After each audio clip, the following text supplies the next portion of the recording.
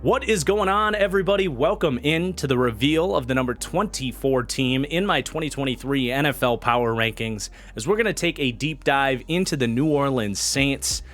And this is the first team that I'm genuinely lower on. You know, the Vegas odds right now have this team as the gambling favorites to win the NFC South. Their over-under, as we'll see later in the video, is 9.5 wins, and I straight up disagree with that. Not that they don't have a chance to achieve that, but as far as likelihood of outcomes, as we'll see in this video, I take issue with them being so highly rated by the market there, and I'm looking forward to getting into it in this video, some of the aspects of this team that I am lower on, and of course talking about some of the things that could go right for this team that could help them achieve those lofty aspirations.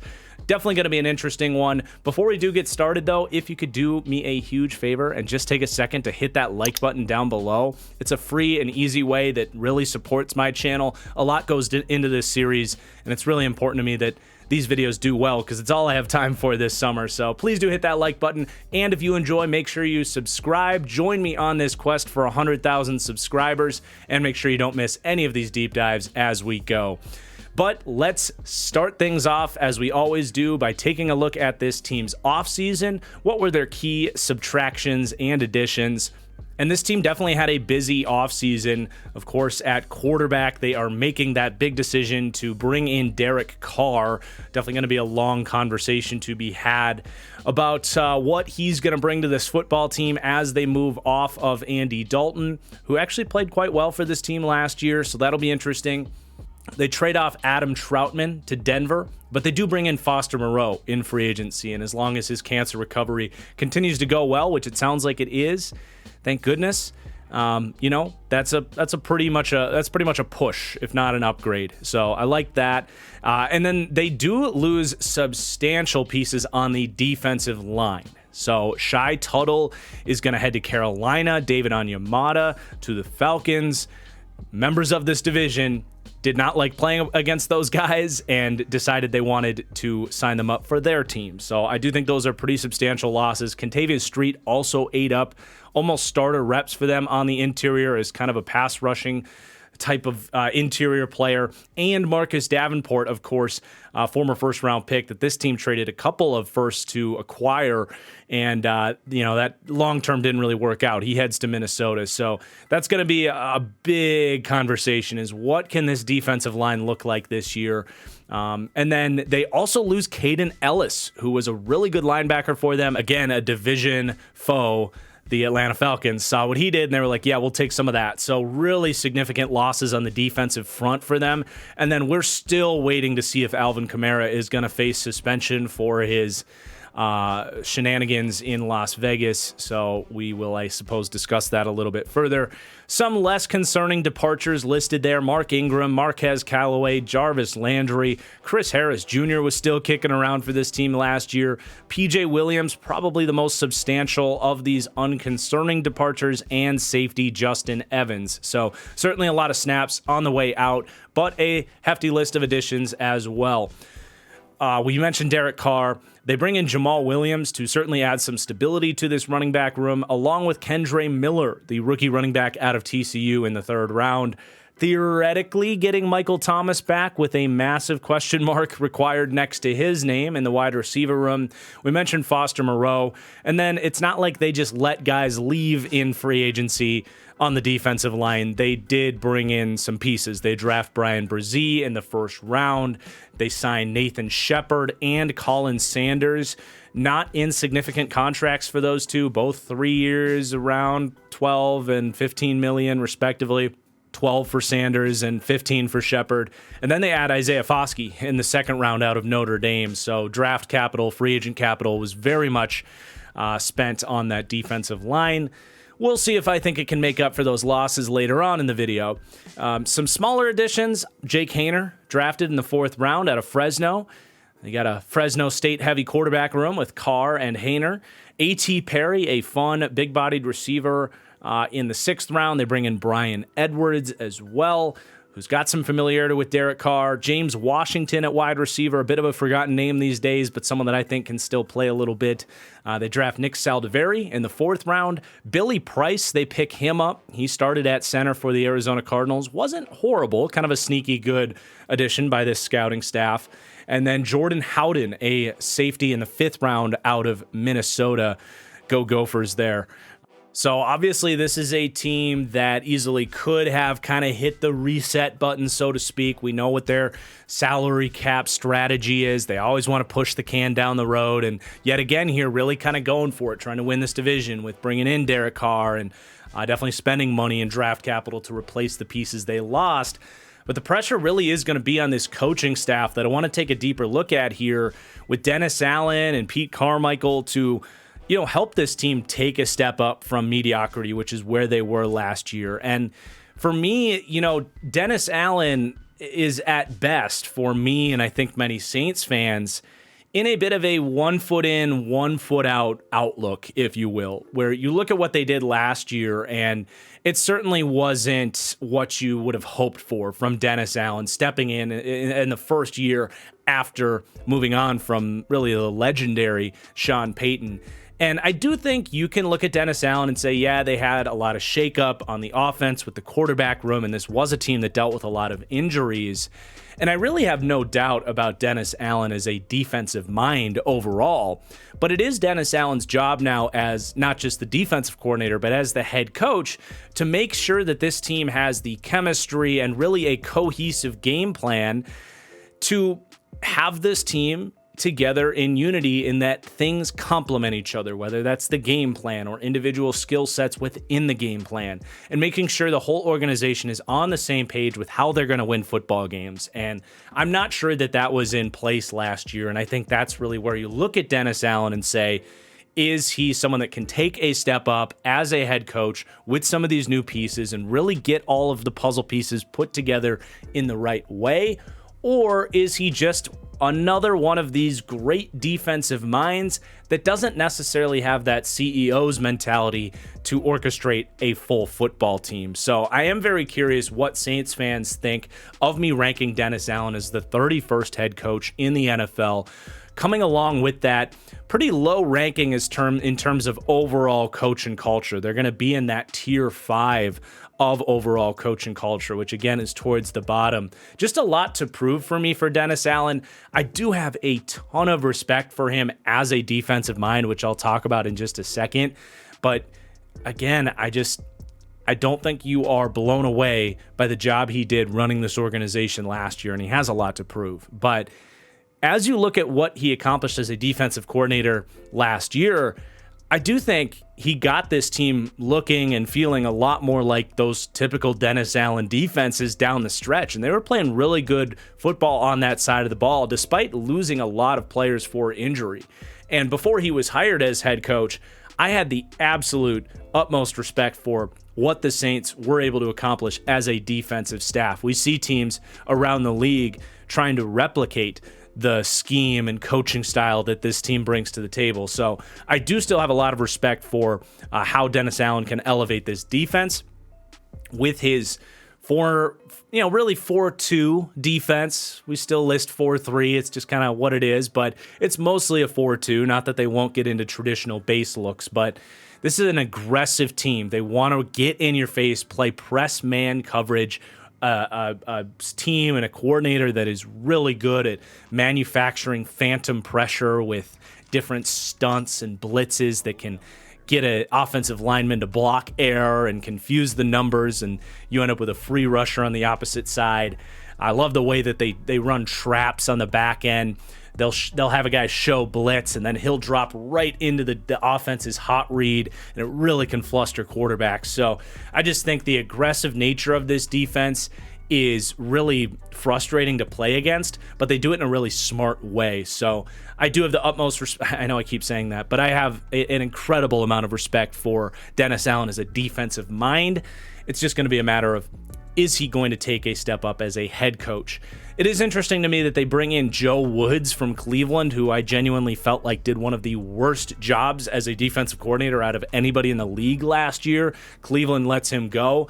Now, he does come a little bit more from these blitz-heavy physical defenses, and I think Cleveland really wanted to do the Fangio stuff last year, and Joe Woods was a little bit out of his element. So I'm not going to say he can't have success kind of learning from Dennis Allen, and he's going to be more of a just kind of a overall quality control coach here, because Dennis Allen is going to have his paws on this defense, and he certainly is not going to let Joe Woods come in and, start running off quarters, give everything underneath. That's just not in Dennis Allen's DNA. So I don't hate the hiring. I thought Joe Woods was very qualified when he went to Cleveland. It just obviously didn't work out there. So it is what it is. It's not really going to hurt the defensive coaching, but it definitely isn't going to help either, And then you turn to the offensive side of things, and I don't fully know what to think about Pete Carmichael.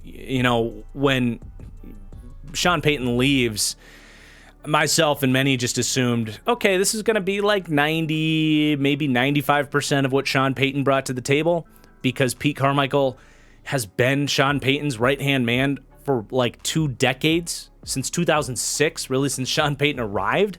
Like, Pete Carmichael's been there, and it's just weird that he never got an offensive or a head coach job elsewhere when you look around the league and see how many offensive coordinators just end up with those jobs if they're a part of successful offenses.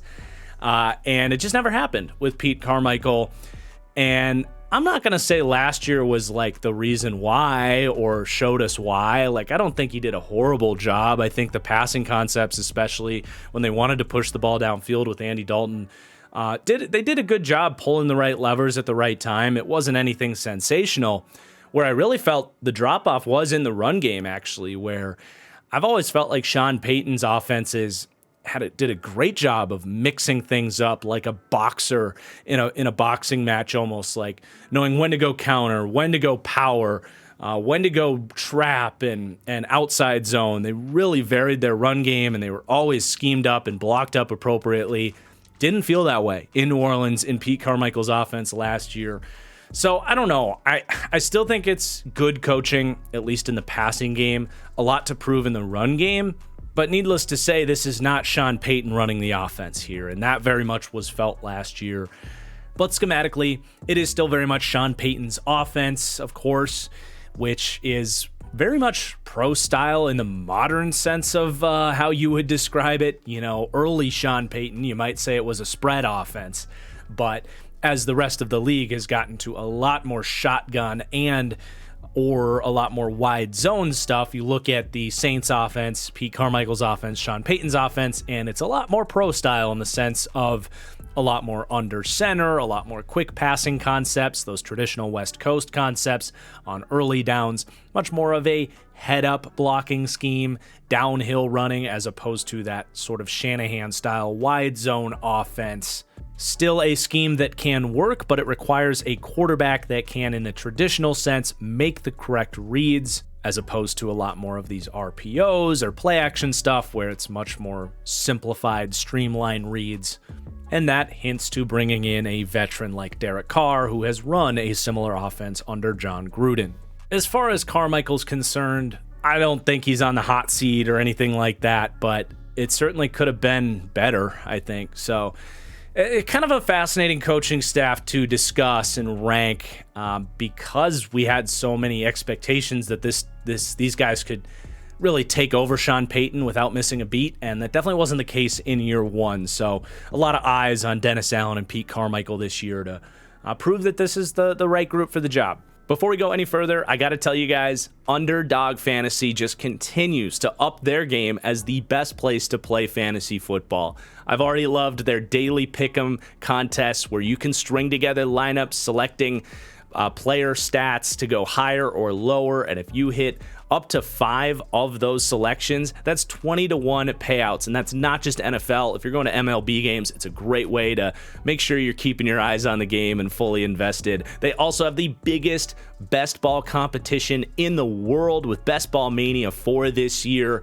where you can take out your phone, sign up with promo code TFG, of course, and you can do your draft right now. The best part of fantasy football to me is the draft, and with Best Ball, you can do as many of those as you want. You think Michael Thomas is going to stay healthy and have a huge year? He is going in the 10th round right now.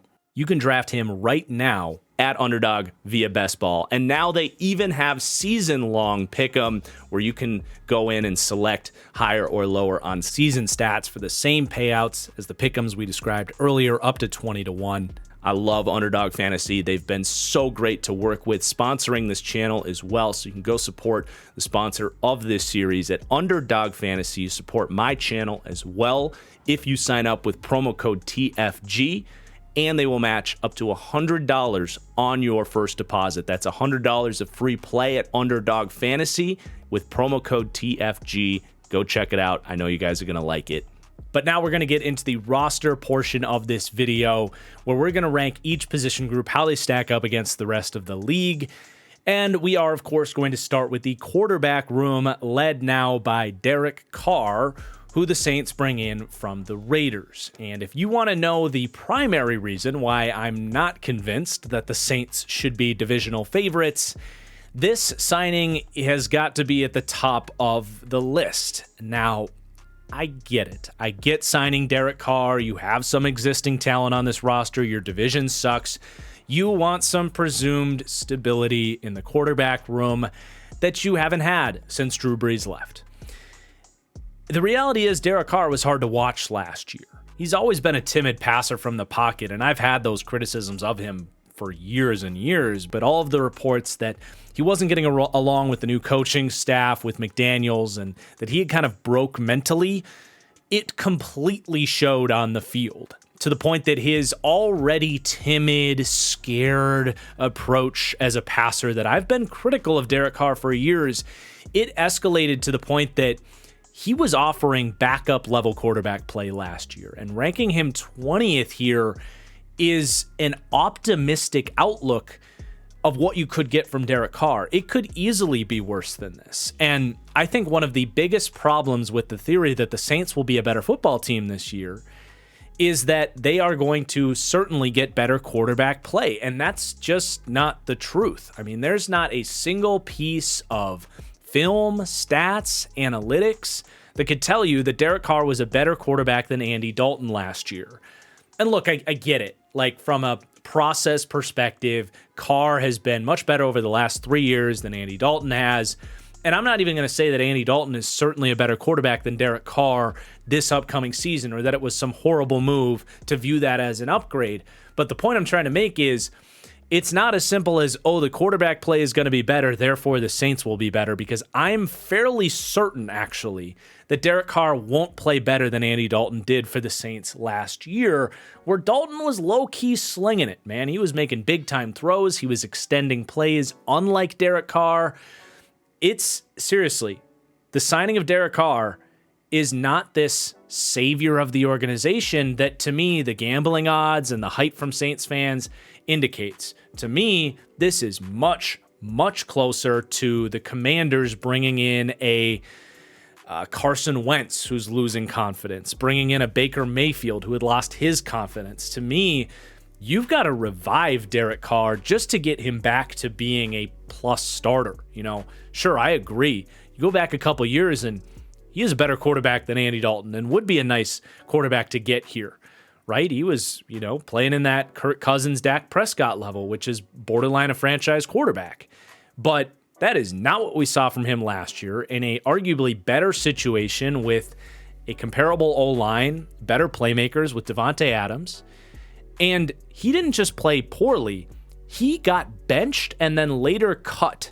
So I'm not trying to crap on the parade here, but there is way too much optimism for signing Derek Carr, and him playing well is contingent on them getting him mentally back to seeing the field well, standing in the pocket, as opposed to last year where he was bailing out of clean pockets, throwing the ball away, not providing any improvisational benefit to the offense. So you got to get his confidence back, but you also have to get Michael Thomas healthy, maybe get Alvin Kamara back out there, make sure the play calling is good. Like, he is going to be entirely contingent on the surrounding staff being supporting of him. He is, in that way, a system quarterback, if you will. And I think there's a world where he can play like a top 18, top 16 quarterback, even if things go great.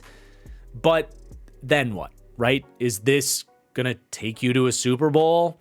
Is he going to win playoff games for the first time in his career? Because let's face it, Derek Carr has never won a playoff game. Threw the ball short of the sticks on 4th down against the Bengals because that's who Derek Carr is. Even if you get the best out of Derek Carr, then what? To me, I just do not understand why sign Derek Carr. I don't see this going in the way that a lot of Saints fans do. I think he'll be okay, probably better than he was last year, but that really is not saying much. That's being better than a quarterback that got benched and then cut. So he's going to rank 20th for me heading into the year, I should say. I think with some of that confidence, he could get up to 15th. But if he plays like he does last year, that's a worse quarterback than they had in Andy Dalton and probably the 27th best quarterback in the NFL. So that's just my honest outlook on this situation. I hope I'm wrong. I hope he can resume playing at a top 15 level at the quarterback position. But I will just reiterate that point one more time. This, to me, is much more reminiscent of teams like Washington signing Carson Wentz or the Panthers going after Baker Mayfield, trying to chase what was, than it is getting a franchise quarterback in the building here. You do have a fascinating backup room. Jameis Winston is still here. They, remember, gave him a decent contract last year and didn't work out. He'd be fun to watch, to come in, and maybe he rekindles his career, but I feel like we know what Jameis is at this point. He's that gunslinger. He's that highly polarizing game-to-game, drive-to-drive quarterback. There's a reason he's not starting here. They want someone that they at least know a little bit more of what they're getting, like in Derek Carr.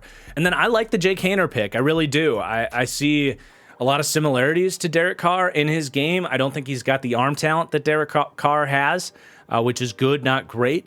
Haener's more of a below-average arm, and that's why he wasn't really in the conversation for a day 1 or day 2 pick. But in the 4th round, I definitely see a guy with backup caliber traits, really sees the field well and distributes the ball in that point guard kind of way.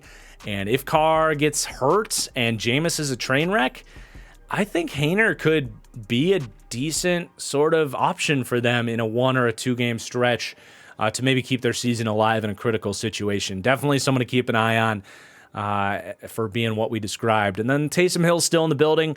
I imagine they'll still do a lot of the Taysom Hill stuff with the QB runs. Probably not quite as much as they did last year with Derek Carr here, but definitely got to note him in the quarterback room. But let's move on and talk about the weaponry here. And this is a really difficult group to rank because their best wide receiver, Michael Thomas, has played 3 games in 2 years. And the year before that was when his injury issues started to pop up. So him being healthy is pivotal for this team. And if you could guarantee me that Michael Thomas, at over 30 years old now, is going to play like he did in his prime and for 16 plus games this year, they probably don't rank as the 24th team because he is a top 10 kind of game-changing receiver when he's out there. But that's a big question mark, right? There's no denying that at this point. So it's difficult to know how many games he's going to be out there. Is he going to be the old Michael Thomas now at 30 years old? We just have absolutely no freaking clue. And I think if you are looking in a world, if you're looking for that world where Derek Carr plays as the 15th best quarterback and this team wins the division, I think that world almost requires Michael Thomas to be out there and healthy. But I think you're out of your goddamn mind if you expect that to happen. So that's where you have to look at this the rest of this group and say, it's not a horrible group, but you take Michael Thomas completely out of here, and this is more of like the 25th ranked group of weapons than it is 18th. You give him a healthy Michael Thomas, and it's probably more like 12th or 13th, and it's a team that's cooking with gas. But your next receiver is Chris Olave heading into year 2.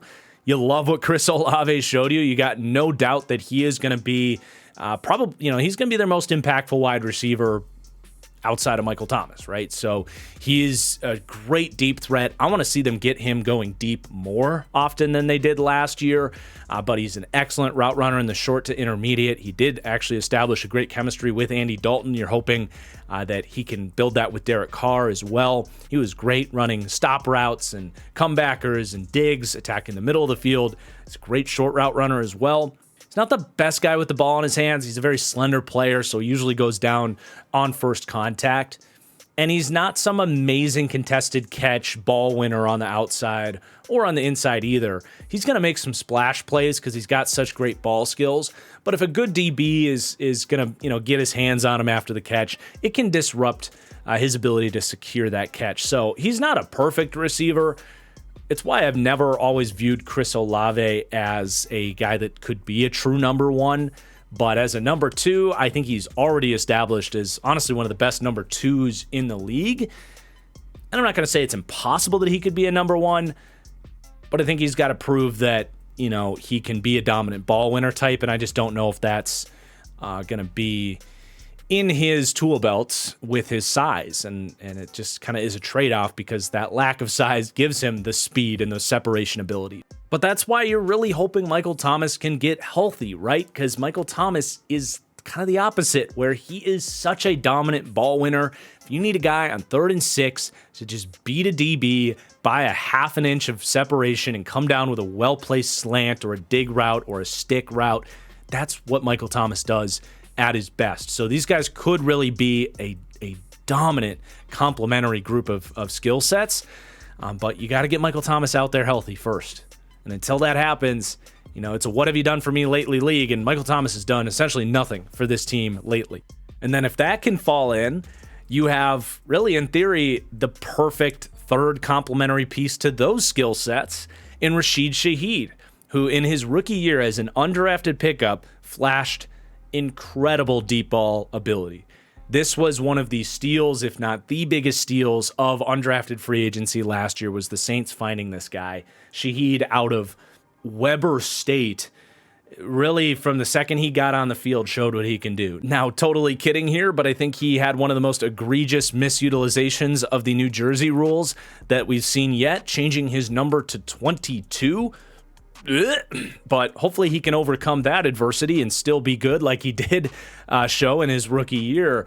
But jokes aside, I mean, man, if Thomas gets back healthy, you got him working the short to intermediate, Olave can run the full route tree, and then you got Rashid Shaheed as that flanker and a deep threat. This team, these guys really could work together and help Derek Carr get there. Now, he's still young. He was an undrafted pickup. We have seen flash in the pan deep threats just kind of fall by the wayside. So you just don't want that to happen, obviously. But I think the route running was real. He didn't have drop issues or anything like that. So there's more than enough reason to believe that he can be a really nice complementary deep threat. But if Michael Thomas isn't available, all of a sudden you're counting on him to do a lot more. And I think that's where you could be a little bit more pessimistic about him stepping up. Not that I don't think he could handle it, but I love him as a deep threat and a third. All of a sudden, he's one of the more questionable number twos in the league, however, if and when it comes to that. So definitely a polarizing outlook with those three, really contingent on Michael Thomas being healthy. And they do have some depth beyond those three, but it's really nobody you're overly excited about, outside of maybe A.T. Perry, depending on how you felt about him in the draft. But you have Traquan Smith, who, again, as a wide receiver 4, I'm totally fine with that. He's got a balanced skill set. He can work the sidelines, decent speed, decent ball skills, just has never been able to take that next step up. He's heading into year 6 now with the New Orleans Saints, and I don't think you're expecting him to take some massive leap as a third-round pick all the way back in 2018. But again, as a wide receiver 4, that's totally fine. You push him up as your number 3, and a lot less reliable. Bryan Edwards is definitely fascinating here as a potential starter if something were to happen to Michael Thomas, because he would give you a little bit more of that bigger bodied threat. Definitely someone to keep an eye on, right? Like, we know Michael Thomas is going to likely have availability concerns. So someone that had his best football a couple years ago with Derek Carr, ended up going to Atlanta, I think for like a 6th-round pick after a disappointing 2021 season with the Raiders, and just really fell by the wayside. But is a guy with a lot of physical tools that looked like a steal for the Raiders at a point in time, but just hasn't been able to get back to that. So not someone you're counting on, but certainly someone that's interesting. And then you could really reiterate a lot of that with adding James Washington, who has similarly shown a lot of flashes as a bigger-bodied ball winner on the outside. Those are two adequate insurance policies for Michael Thomas. Both players, I would be interested to see what happens in the event that Michael Thomas isn't available. But again, they gotta get that mojo back, right? They got to remember how to be those solid players on the outside. I like the combo of dart throws on guys like that because it does make sense as far as their skill set is concerned, paired with what they have in Olave and Shaheed. And then the other guy you definitely got to keep an eye on is A.T. Perry, who falls to the 6th round of the draft, a really unique taste of wide receiver where he's like north of 6'3". I think he's about 6'3.5", and he's a big, lanky ball winner with some speed. But he's really slender. He's just under 200 pounds, about 198, 199 pounds. And, the way he's talked about that is he likes to trade, like he wants to be able to do small wide receiver stuff. He wants to be able to stop on a dime and turn around on a hitch route. He wants to be able to break inside quickly on digs. And you see the route running show up with him, and it shows up in his foot speed after the catch as well. But it does hurt him as far as, out physicaling cornerbacks down the field, and he can get banged off his route. He can get disturbed at the catch point because he is a more lanky player. Definitely a fascinating guy. I did not think he should have fallen to the 6th round. I thought end of day 3, early day 4, certainly. Even as like late day 2, it wouldn't have surprised me, or late 2nd round wouldn't have surprised me. So I do think they got a lot of value in A.T. Perry and a receiver that has upside, and I wouldn't be surprised if I almost would say it's likely that Michael Thomas at some point is unavailable for this team, and one of those three, between Bryan Edwards, A.T. Perry, and James Washington, end up the 3rd starter. Now, how reliable and how dominant that player is to be determined, but I guess those are the skill sets that make sense to me. Not that Traquan Smith couldn't be that guy either, but I feel like we know a little bit more about what Traquan is as opposed to those other three.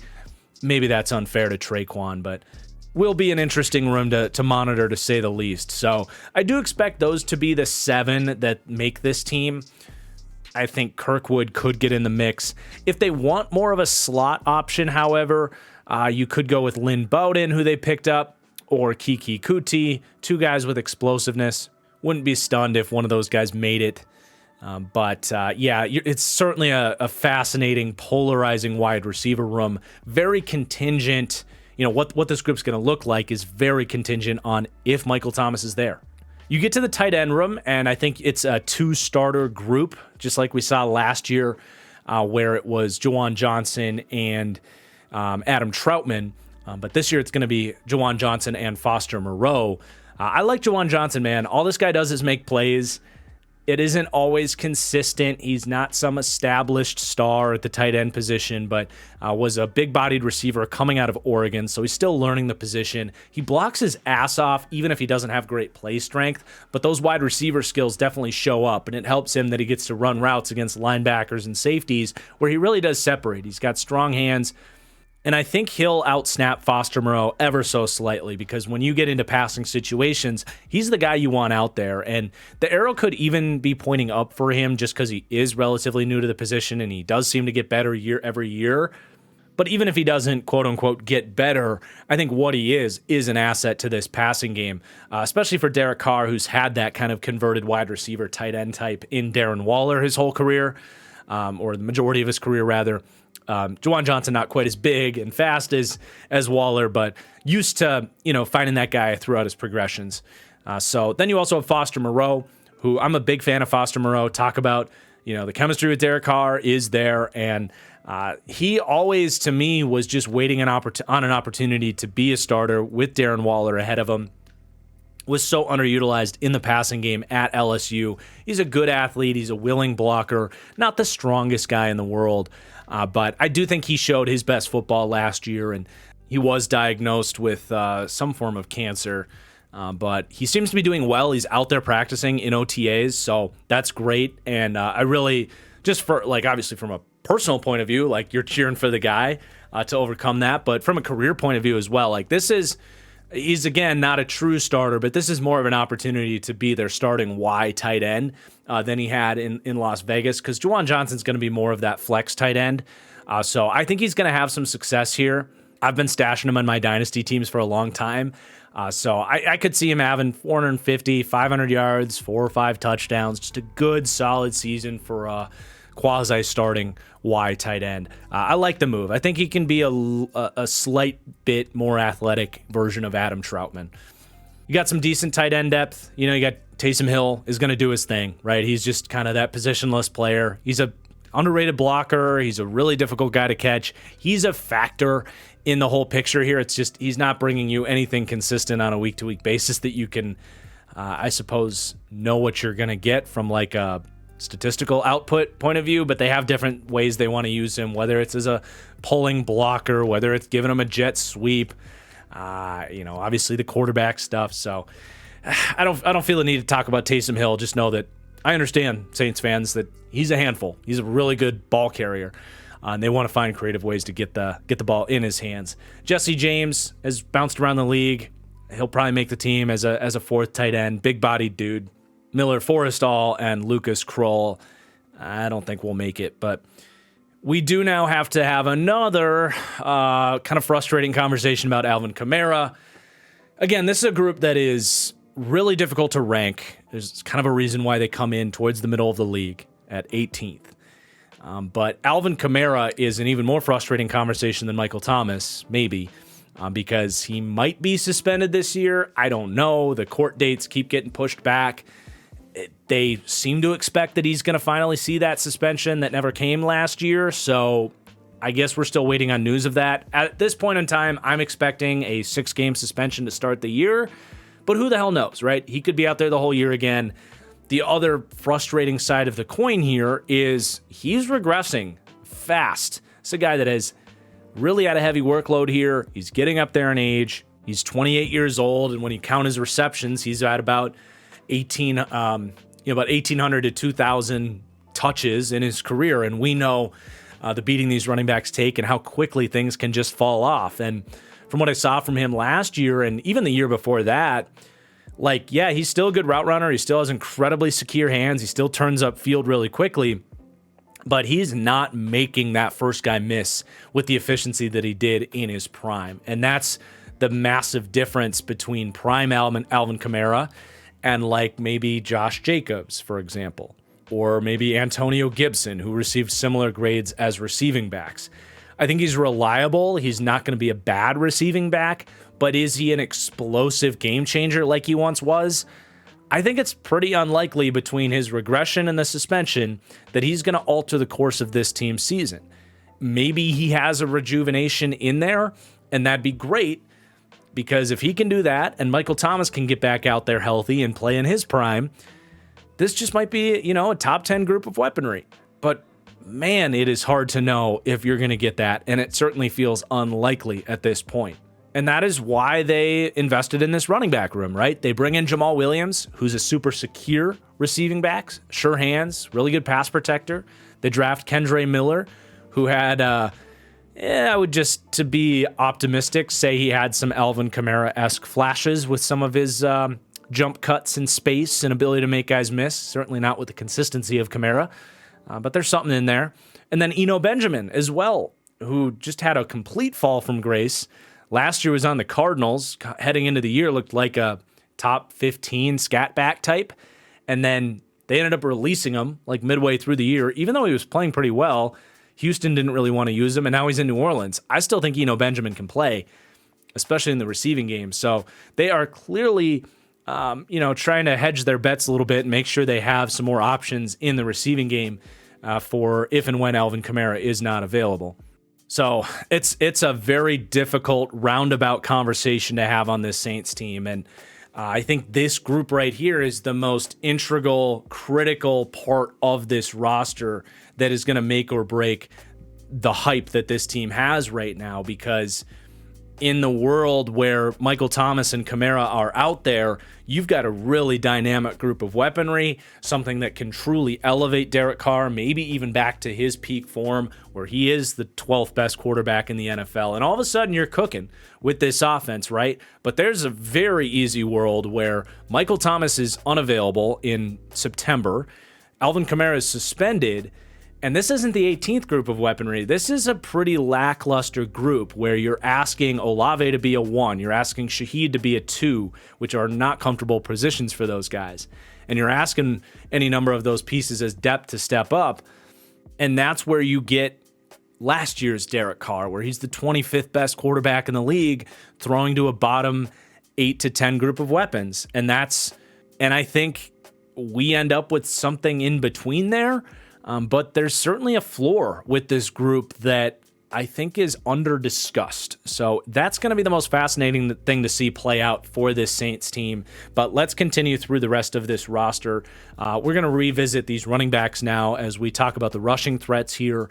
And we hinted at this with Alvin Kamara when we talked about the receiving game, but I do see regression with Kamara. Even forgetting about the suspension that's likely coming for a second, I just don't see a ton of speed there in him anymore. PFF does something called breakaway percentage. And basically the first 4 years of his career, 38%, 22%, 28%, 30%. So all pretty good numbers there. The last 2 years, 13% and 14%. And it shows on film, right? Like once he gets to the second level, not only is he not as good or as athletic at making guys miss, but he's not pulling away from those linebackers and safeties like he once did. So some of that dynamism isn't really there. I don't think he's ever had amazing vision either. So he had a decent year as a runner last year, but to me, the regression for him has been pretty obvious, and you factor in as well that he is likely to be suspended for about a third of this season, and you're just not terribly excited about what Kamara is bringing to this team this season in both phases, really. In fact, you're probably more excited about getting Jamal Williams in here, which is definitely an upgrade in terms of reliability from what they had last year. They brought back Mark Ingram last year thinking he could be the old Mark Ingram, and God, he's just so old and washed up at this point. Bringing in Jamal Williams is going to be a nice fit for this team. I mean, he's really carved out a nice career for himself, obviously led the league in touchdowns last year, earned himself a big contract. Now, talk about a lack of explosiveness. Jamal Williams isn't pulling away from a lot of linebackers or safeties, but he is very efficient at getting 8 yards on a decently blocked run, good vision, really good toughness to fight for tough yardage, not going to fumble the ball. Excellent in short yardage situations. He led the league in touchdowns for a reason. He has a nose for getting past the line of scrimmage. Excellent team locker room guy as well, as we learned about via Hard Knocks. But I like the signing. Don't go crazy on expectations. He's not some dynamic running back, but he is extremely reliable and a good runner for sure. And then there's a lot of hype on Kendre Miller as well. I didn't see it with Kendre Miller. I really didn't. And a lot of people disagreed with me when I said that in my draft grades video. I think he's fine. He reminds me a lot, actually, of another running back that had a lot of hype coming out in Isaiah Spiller, who went to the Chargers. And I said, I don't know. I didn't really see it. He's got a good jump cut, and that's about it. I didn't love his vision. I didn't think he ran with a ton of power. I didn't think he had a ton of juice. They spent a third-round pick on him, and obviously a lot of fantasy heads and Saints fans are going to expect that maybe he can become a starter here. I'm not going to say it can't happen. I'm not going to say I can't be wrong, but personally, I would be a little bit surprised. I think he can be a decent back in the league, maybe a solid backup, but I just didn't see a lot of high-end traits from Kendre Miller, and I've seen some hype on him that I just can't personally match. So I hope I'm wrong. But it's just my honest opinion on that pick. I do like Eno Benjamin, but more as a scat back, but he's actually been a relatively efficient runner because they're putting him in there on third downs where there's light boxes. So, if you're running trap and draw against light boxes, he can hit a hole and have some chunk runs. I don't know what happened with Eno Benjamin. He's one of the weirder fall-offs. His tape's good. Teams just, for whatever reason, don't believe in him.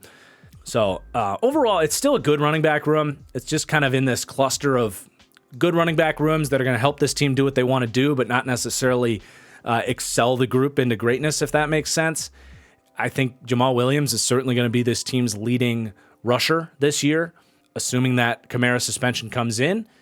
But when Kamara gets back, it's probably going to be a split. And as far as fantasy football is concerned, I'm probably just staying away from this group entirely.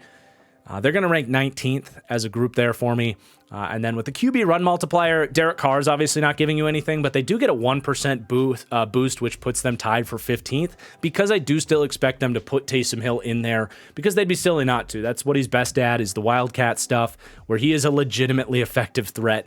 So hard to know exactly how much of a boost to give them, how much they're going to use him there, but I know it's going to count for something, and I wanted to account for that. So let's look at this offensive line, which is another group that has a lot of, eyebrows raised and a lot of questions to be answered, especially at left tackle there.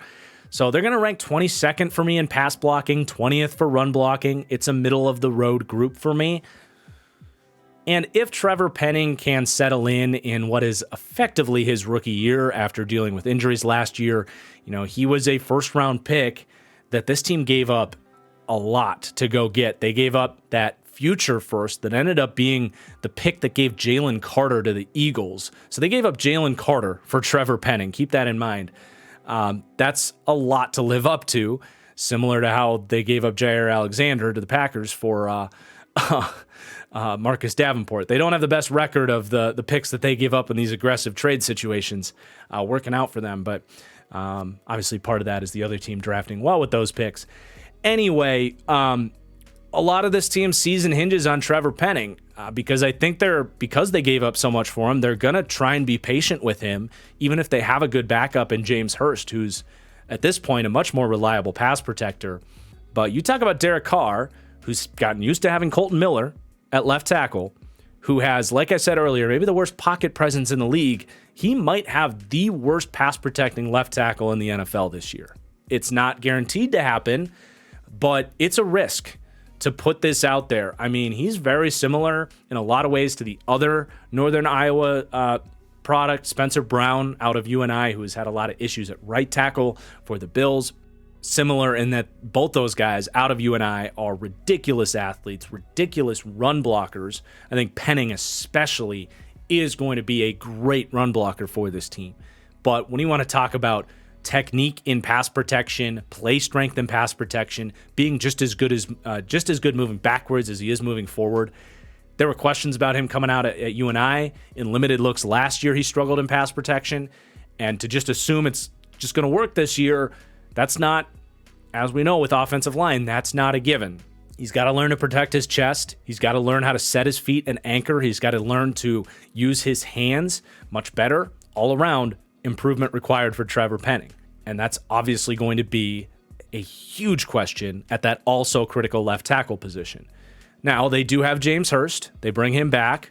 He's a very good backup. He is an ideal swingman as a sixth. He's started a lot of games for this team. Maybe by week 7, they decide we're done waiting on Trevor Penning, and we're going to put James Hurst in there. But I think because of the draft capital and how much they need Trevor Penning to work out, it could be 10 weeks for Trevor Penning. And that's half a season of potentially piss-poor pass protection at left tackle that could be a critical factor for this Saints team. So we'll see kind of how this all plays out. Obviously has insane upside, though. So, could go the other way. He could click in year 2, and all of a sudden this O-line looks a lot better. I don't know how likely that is, but the physical tools are there, and theoretically, if you want to be an optimist, maybe that happens.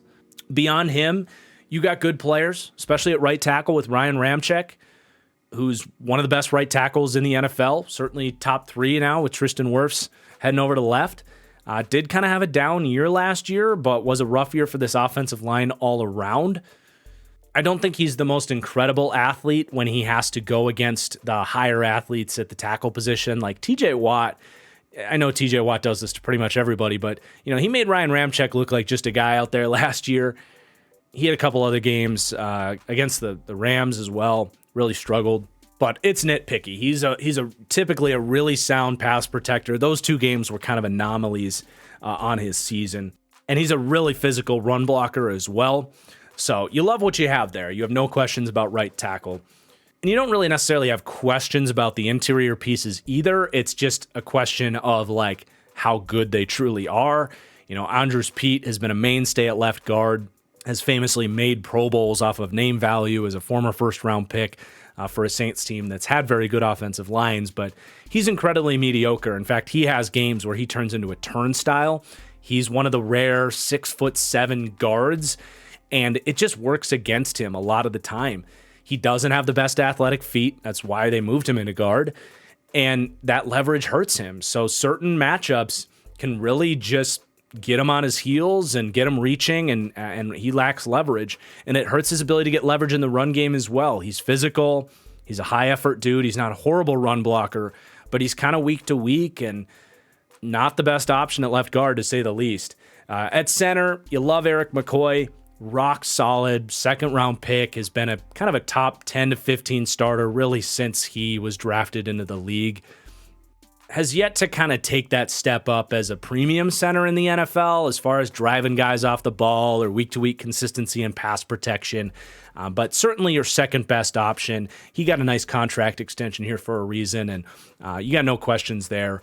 And then right guard is Cesar Ruiz, who has very, very slowly developed here into a decent guard. You know, early in his career, it was a disaster. Last year, especially in pass protection, he was okay. The weird thing with Cesar Ruiz is athletic dude out of Michigan. You would expect him to be a really good run blocker, and that's just not the case. You'll see some highlight pulls and stuff where his athleticism shows up. But one of the worst guards in the league as far as understanding the timing of those combo blocks, when he's supposed to peel off his guys and climb to the next level, it's just really noticeable. Sometimes he's too late and the linebacker blows right past his face. A lot of times he's too early and that defensive tackle will just slip right off the double team and blow up a play in the backfield. He's also slow off the ball occasionally. That to me is a mental thing that just has never come along for Cesar Ruiz, and I think they're kind of sick of it. That's why they trade up in the draft to get on in the first pick in the fourth round. They take Nick Saldiveri, who I don't know that we'll see start this year, but Saldiveri was applauded for his run blocking. I didn't have a lot of Old Dominion tape sitting around, so I will divert my Nick Saldiveri analysis to public opinion and the opinion of him from Brandon Thorne, who I have a lot of respect for evaluating offensive linemen, and he really liked Nick Saldiveri. So I'm optimistic that they have an eye for this position, and I think Cesar Ruiz will be let go at the end of the year, and Nick Saldiveri will very likely step in as their right guard. Does that happen immediately, making that transition from Old Dominion? Probably not, but I don't think they'd be afraid to bench Cesar Ruiz in favor of Nick Saldiveri if he's really good. So we'll definitely have to keep an eye on that. But that rounds out your group of starters. Again, it's a mediocre, average group. You love what you have in Ryan Ramczyk. Eric McCoy is solid. Couple of adequate starters in Pete and Ruiz, and a massive polarizing factor at left tackle. As far as the rest of the depth is concerned, we've already talked about Hurst and Saldiveri.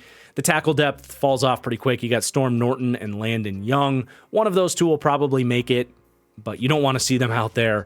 Chargers fans can tell you that about Storm Norton. Landon Young is still young, pun unintended. But then you also bring in Billy Price. I do like this signing as a swingman on the inside, someone that can play center or guard.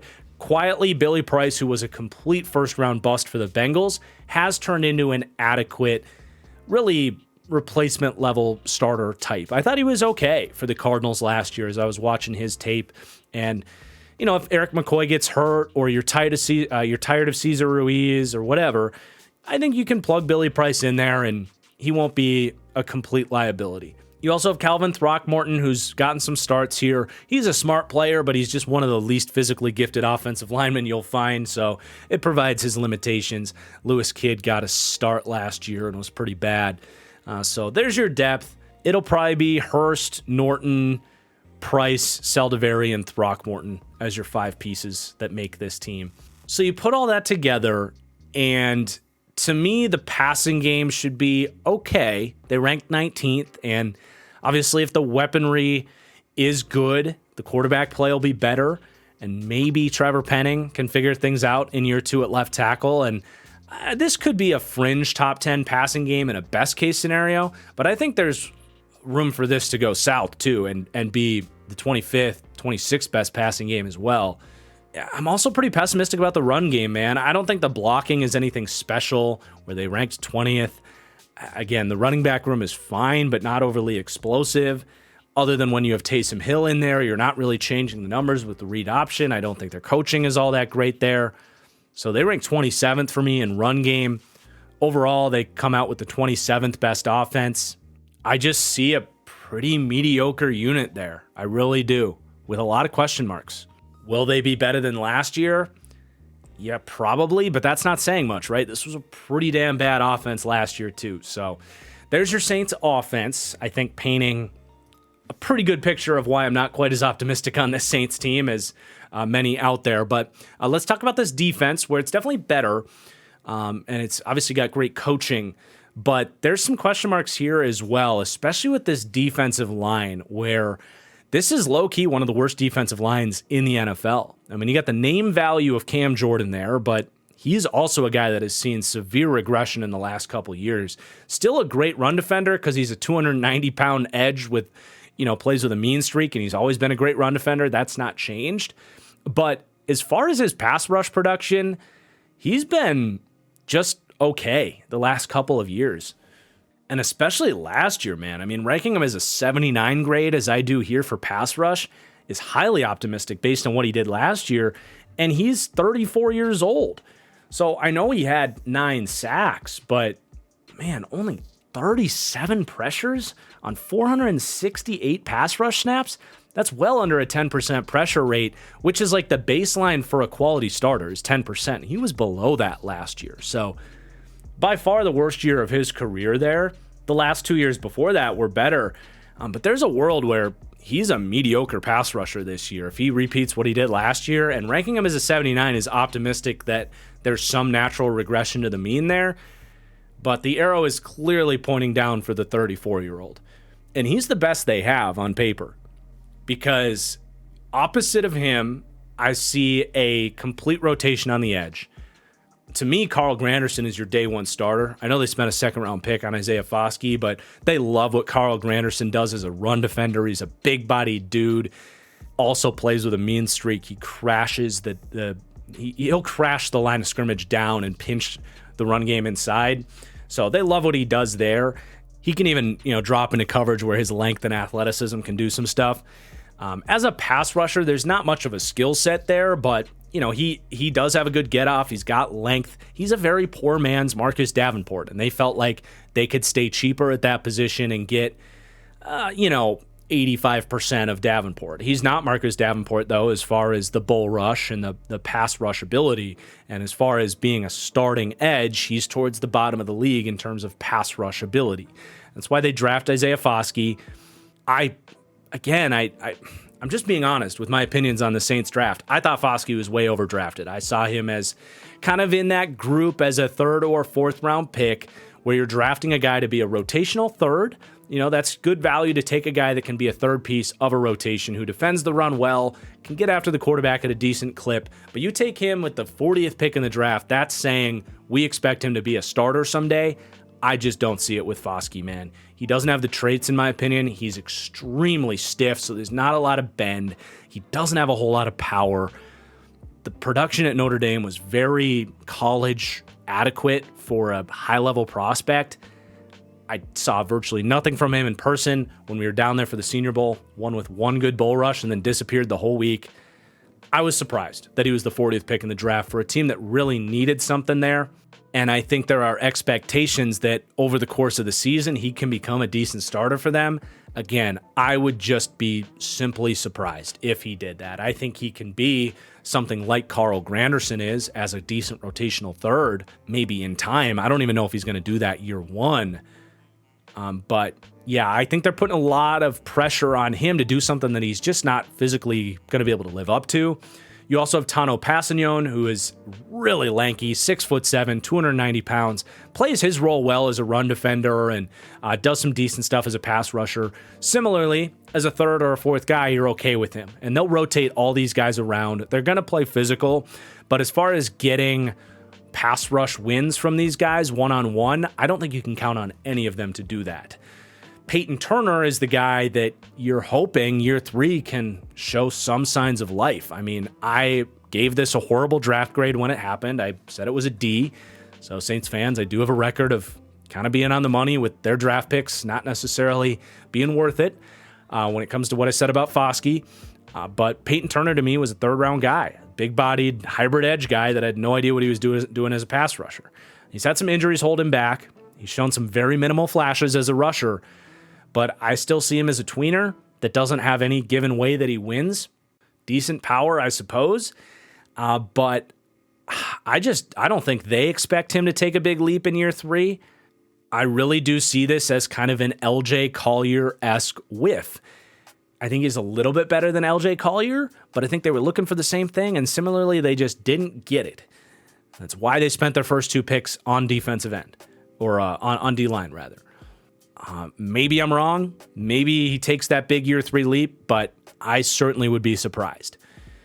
Beyond those 5, Jabari Zuniga, Nico Lelos, we'll see if they even make the team. You wouldn't be expecting much there. So obviously the edge group is a concern, especially when it comes to pass rush. I think this is up there with like the Chicago Bears as far as really underwhelming defensive lines. You're not going to really get off the bus afraid to play these guys, and that's going to hurt everything on the back end.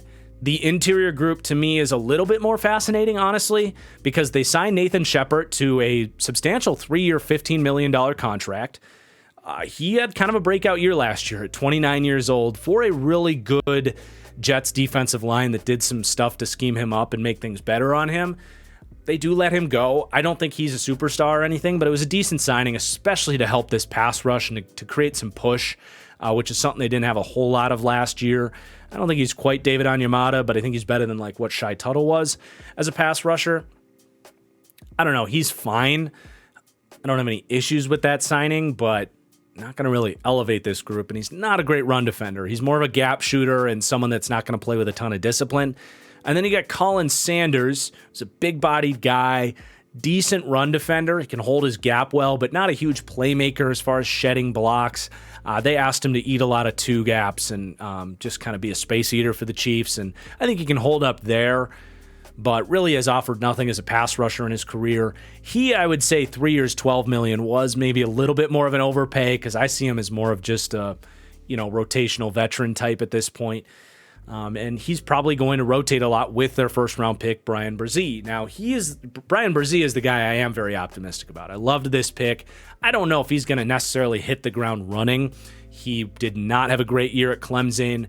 Still very much learning how to play with better pad level, to play with discipline against the run, when to package certain rush moves together. But athletic upside, size, play strength, it is all there for Brian Brzee. I thought he was one of the more underrated prospects in the draft, and I really did like this pick.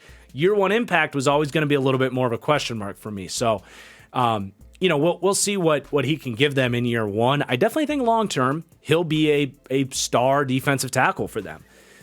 But for a team that's trying to win right now, I don't know if he's necessarily going to give them that right away. You just put him into the mix in terms of polarizing list of outcomes this year with, it's him, it's Trevor Penning, Michael Thomas. There's a lot with this team. You got Malcolm Roach, who I like Malcolm Roach for what he is as a rotational defensive tackle. He's a good 3 technique. He can get off blocks. He's shown less as a pass rusher at the NFL level than I thought he would coming out of Texas, but he plays with good effort and play strength for his size. And then some kind of, undrafted free agent types, Jack Heflin, Prince Emeli, Jerron Cage. It's a very weak defensive line. And this is another part of this team where you look at the hype and the expectations for this team, and I look at this defensive line and say, no, that's an issue. They rank as the 30th best pass rush for me. They lost a lot on this defensive line, and yes, they did some stuff to replace it, but they did not do enough, in my opinion, to replace it right now, and they didn't have a lot of avenues to do that. But as good as this linebacking group and as good as this secondary is, and we'll look at them shortly, their job's going to get a lot harder this year when you look at this defensive front. I mean, David Onyemata, Shai Tuttle, Marcus Davenport, those were real good players for this team, and now they're filling in like replacement level backup types into those jobs. And Cam Jordan, as we learned last year, I mean, where we have him ranked right here is 79 rush grade, 81 overall grade. That's entirely optimistic based on what he did last year. He could have a total fall off at his age. So, yeah, I'm concerned about this group. They do rank a little bit better in run defense because those edge guys are so good at squeezing the defensive line. But even then, I don't think the interior guys are anything all that special in terms of run defense. But it does get better as we get into the second level of this defense. The linebacking group is really good. Demario Davis, I mean, you could probably throw him into the list of questions just because he's 34 years old, but he hasn't really dropped off all that much. I think there's the occasional play where he shows some of that long speed. You know, he's not running a 4.5 like he did in his prime, but he's just so smart. He's so physical. He's usually in the right place at the right time. He's a great blitzer, complete enforcer against the run, and a total leader of this defense. Make sure everybody's in the right place pre-snap. You really don't have questions about Demario Davis. It's just like, at what point is he going to see that drop off? The man is 34 years old, right? Like, you can't play forever. But Father Time definitely has been on Demario Davis's side, and I'm not betting against him at this point until we see it. And then you got Pete Werner next to him, who dealt with some injuries last year in year 2. But I see his arrow pointing up and eventually overtaking Demario Davis as this team's number 1 linebacker. Really smart physical player against the run. That's no question when you watch him play. The only thing is like coverage, hip fluidity, understanding how teams are attacking him in play action and when to get depth and read out route combinations. That's, you know, he's still a young linebacker. All that stuff is still coming, and I don't know if he'll ever be quite as instinctive in that phase as Demario Davis was. Or still is, but I don't think he's a liability in coverage either. He's got good sideline to sideline speed. If he's just responsible for running backs on dump downs or defending screens, he can definitely handle that aspect of things. So, you know, it's a really good linebacker room. It really is. They rank 5th for me in terms of linebacker run defense. These guys are maniacs coming downfield. They'll blow stuff up in the backfield. They'll take on blocks. Both these guys are the rare modern linebacker where they have the willingness and play strength to stack and shed against linemen. So that's a true asset for this defense. And then in terms of coverage, you know, it's still pretty good. They rank 11th. The depth, however, has gotten very thin. They don't have Caden Ellis here anymore, who was really good for them last year, by the way. But Pete Werner missing half the season was a big reason Caden Ellis got out there. So you're not too worried about that loss. But in terms of depth, if you do have an injury here, it's not as good. So Zach Bond just really hasn't been able to figure things out. He's heading into year 4 of his rookie deal, and he's kind of a positionless linebacker. He was more of a pass rusher at Wisconsin, and they've had him playing off ball for the most part. And, you know, they'll put him on the line of scrimmage, get after the quarterback a little bit, and try to do some of the stuff he did at Wisconsin. But it just hasn't translated either. Like, he just doesn't have the play strength. Nothing really has come along that you look for at this position. So I think he's getting flushed out here, barring a surprise breakout. He is really athletic. But you got DeMarco Jackson, who was a day 3 pick a year ago. I like his physicality. I love him as a special teamer. I liked his tape a little bit. I think he's a career backup type just because he's not the fastest or the most fluid athlete, but I think they like what they're getting from him as a special teamer. Andrew Dowell's been around here. Ryan Connolly is an interesting guy. He just hasn't been able to really get healthy since that 2019 ACL injury, but he's flashed some good play. It's been on the Giants and the Vikings. If anybody here was going to surprise as solid depth in the way that Caden Ellis did last year, I think Connolly could be that guy. But Anthony Orji also was a undrafted pickup that I really liked. Your classic traits-based developmental linebacker. A lot of speed, a good tackler, showed some coverage feel. I think he was my 11th ranked linebacker with a 5th round grade. So they got him as an undrafted pickup. Not someone I want playing right away, but covering kicks and learning the position, absolutely. So definitely someone to keep an eye on. Definitely think he has starter upside, and was surprised he went undrafted. I think there might be some injury questions with him that led to that. But definitely got to keep those guys healthy. Bond and Davis. Werner and Davis, which is not a guarantee, right? Davis is 34. Werner had a hard time staying healthy last year. They were lucky to have Caden Ellis as depth last year because he was awesome. But then we get to the secondary, and this is the best thing that this Saints team brings to the table, right? This is a really special group. They have upside to be even better than the 6th ranking that I'm giving them here. And that's really contingent on a pair of young corners in Paulson Adebo and Alontae Taylor taking a next step this year, which I think is very possible. But you start with the cornerback room. You got your true alpha, your number one, Marshawn Lattimore. It is worth noting he missed over half of last season. It did set back this defense, and getting him back is such a big part of what they want to do. They want to go cover one. They use Lattimore on the trail to follow number one wide receivers, and they didn't have that guy that could do that last year. And it's just going to help elevate all of the rest of these guys, right? Bradley Roby had a bit of a down year last year, having to be this team's number one. He gets to go back to being their number two, and it's a much more comfortable spot for him. So as far as things that will truly be better this year than they were last year, this is the one where I feel very confident. Like Michael Thomas, for example, he was injured. I don't know that he's going to be better. Cam Jordan regressed last year. I don't know that he's going to be better. Marshawn Lattimore doesn't have some extensive record of getting hurt. I think you can hope that he's going to be out there, be their number one, and be a true upgrade for this secondary. So love that. We mentioned Roby, who's still a very solid player, especially in a man-to-man scheme where he can just play bump and run, play physical. Yeah, he's a little bit on the grabby side, but you can get away with that in the NFL. Maybe some frustrating moments for sure, but again, now is your number two. That goes right back to being one of the best 1-2 punches at cornerback in the entire league. And then you got a pair of young, athletic, lanky corners that I think have great upside. Paulson Adebo, who I think is going to be ahead of Alontae Taylor at least to start the year, was a third-round pick out of Stanford in the 2021 draft that I loved the upside of at that point in the draft. He's got the length, the physicality, the speed that you look for at this position, and showed a ton of signs in his rookie year, again, when the surrounding cast was much better and healthier, where he didn't have to be the team's number two like he did for a lot of times last year. And him last year, it was just really up and down. He had some weeks where he was getting cooked. He had some weeks where he looked locked down. So I think year three, at a cornerback position that is really difficult for young players to grasp, his upside is still really high. I still think this team really likes him, and I think that the arrow is pointing up for him. But the arrow is also pointing up for Alontae Taylor, who this team spent a second-round pick on last year, so even more draft capital than they spent on Adebo. And Taylor, likewise, had some games where he was getting cooked, and he had some games where he was all over the field making plays. He's got even more speed than Paulson Adebo, a really physical player, and I was really pleasantly surprised with the high-end plays that he did show as a rookie. I mean, at Tennessee, he was really loose in coverage, wasn't around the ball a ton, and I just thought was going to take some time to even be a decent starter in the NFL.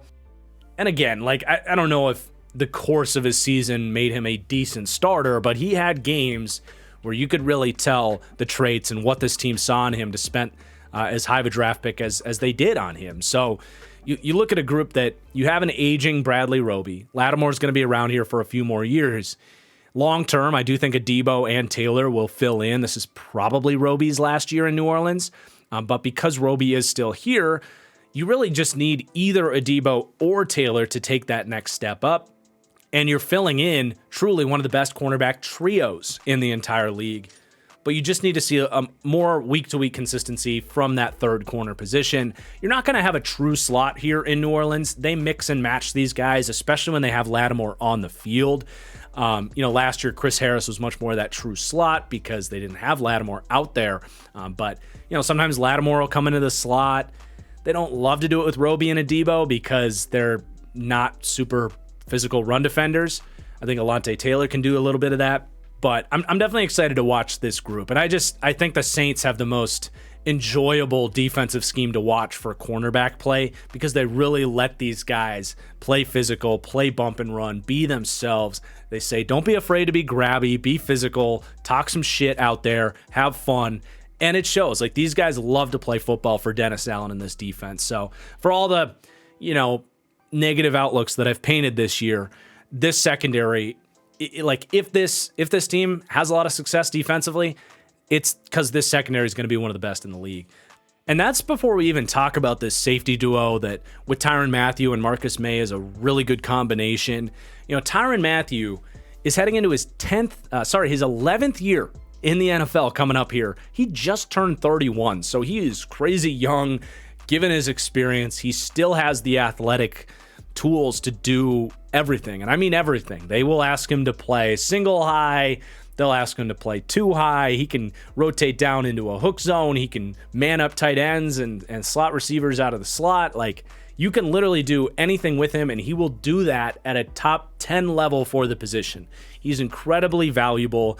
I think the most versatile safety in the NFL as far as how many different hats he can wear and wearing each individual hat basically at a top 10 level for the position. I don't think he's top 3 necessarily at any individual spot, but man, he's a huge asset for this team and had one of the best years of his career last year in his first year for the Saints defense. So he's a linchpin here. And then you have Marcus May, who missed about half of last year as well. So this group did deal with a lot of injuries.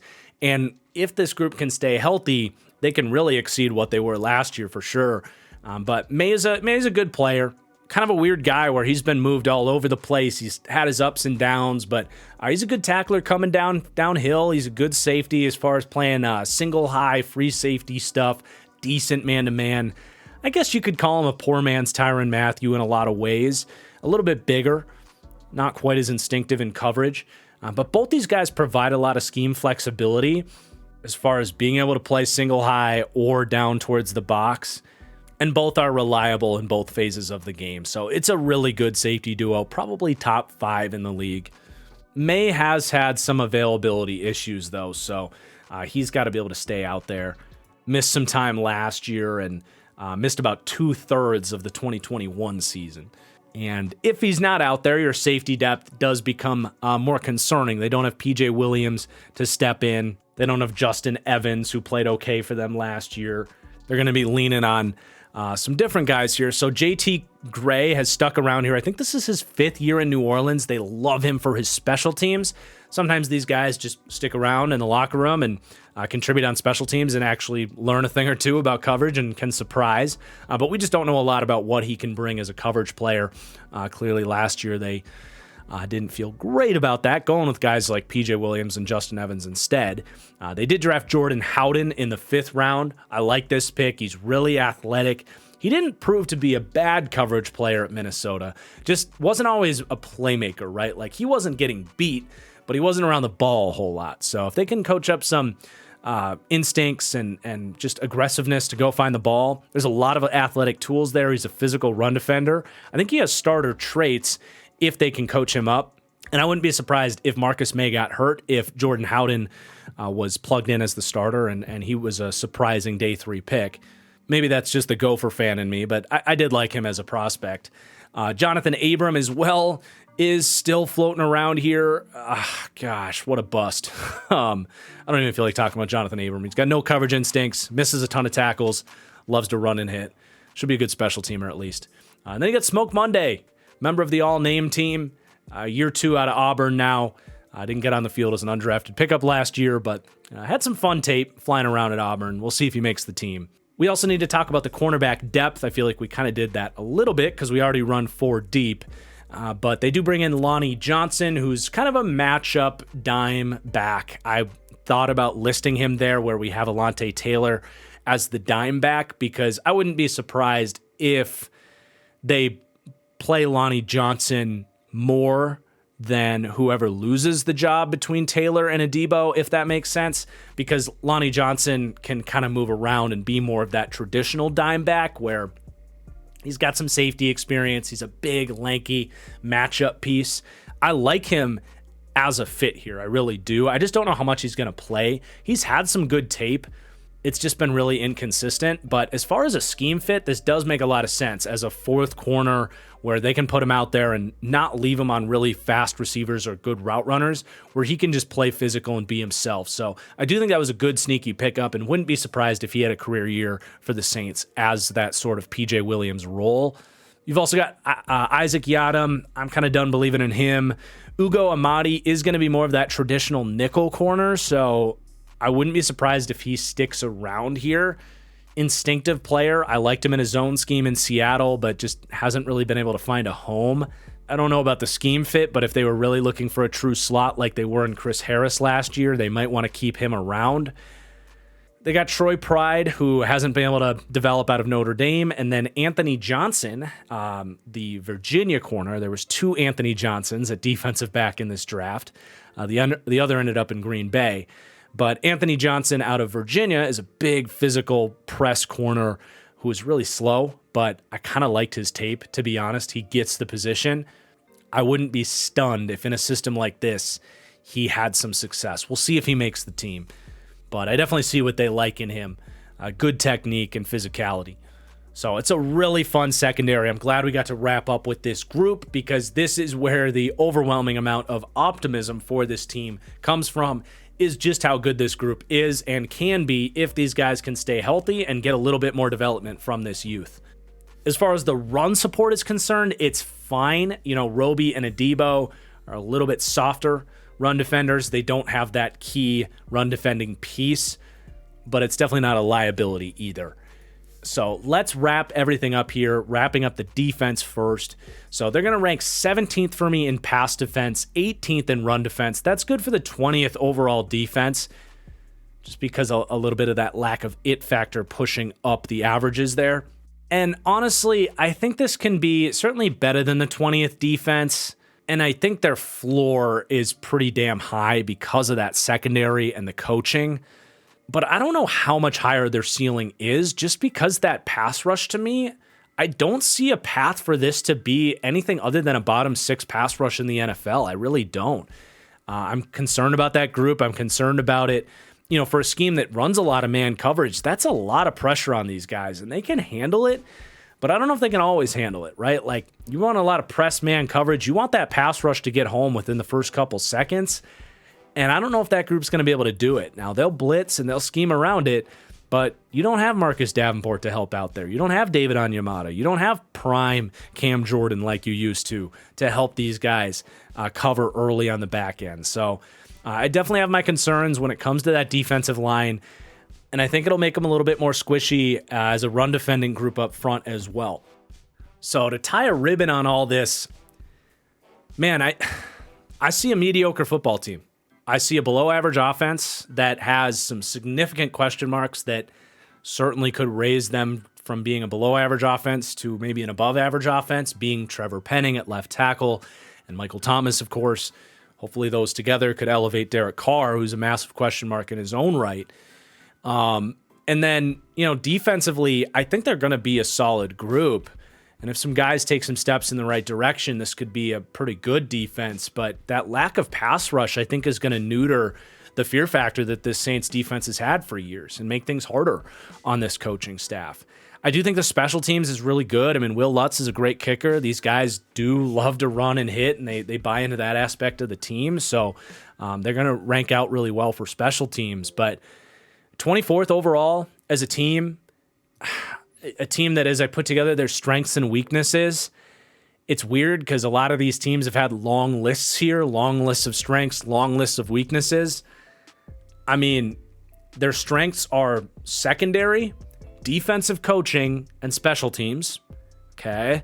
Their weaknesses are pass rush. So like they don't have a lot of glaring weaknesses, but they don't have a lot of high-end strengths either. And I just don't see a crazy amount of upside with this Saints team. I think they're very stuck in mediocrity. And the idea, as we take a look at this team's schedule, that they are the favorite to win this division at plus 135, 35-1 in Super Bowl odds, and an over-under of 9.5 wins, that just is madness to me. I think it's pure madness. I think there's 2 teams in this division that are better than the Saints. We have not discussed the Panthers or the Falcons yet, who I think are better teams. And I think you are out of your mind if you bet the over on this. Granted, their schedule is a borderline joke. And if they get to 10 wins, which I think is their absolute ceiling, it's because their schedule is a laughingstock. I mean, their division sucks. They play the NFC North, which is a pretty soft division. And they play the AFC South, so their AFC counterpart is pretty weak relative to the AFC. So, like, yeah, it's possible for them to win this division because their division sucks. And if everybody else falters and they do some stuff right, absolutely. Like, yeah, they could be a 10-win team, but I don't see them as a legitimate playoff threat, even if they got that far But I like betting the under here, man. I think this team's going to ride mediocrity. I think even if they hit 9 wins, you still win the bet. And to me, that's about their ceiling, is a 9-win year. Maybe they win the division at 9 wins and get bounced in the first round of the playoffs. But I think their floor is Michael Thomas isn't there. Trevor Penning is a big problem at left tackle. The offense is mediocre. They have no pass rush. Their defense has too much pressure on them, and they're an adequate group there. And this is a 7 to 8 win team. Like I think this is by far the team so far in this series that I am the furthest off in terms of projecting their season compared to Vegas and public perception. And I'm very curious, like, where you guys stand on that as well. Are you betting the Saints to win this division? Are you with me that they should be closer to the last place in this division than they are first place? Because that's more where I'm at with this team. I don't get it. I don't see Derek Carr as the savior. I'm sorry if I tick you off with that opinion, Saints fans, but obviously we'll see how this thing plays out. Do let me know all your thoughts in the comments down below. I hope you enjoyed this deep dive. It was a really fun one to put together. Please do hit that like button, subscribe. We'll see you for the next one. Peace out.